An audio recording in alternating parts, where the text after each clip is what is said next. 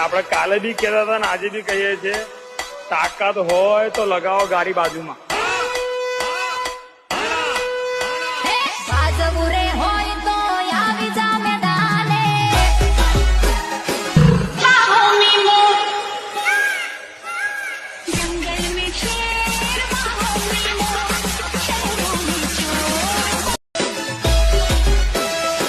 આપણે કાલે બી કહેતા હતા ને આજે બી કહીએ છીએ, તાકાત હોય તો લગાવો ગાડી બાજુમાં.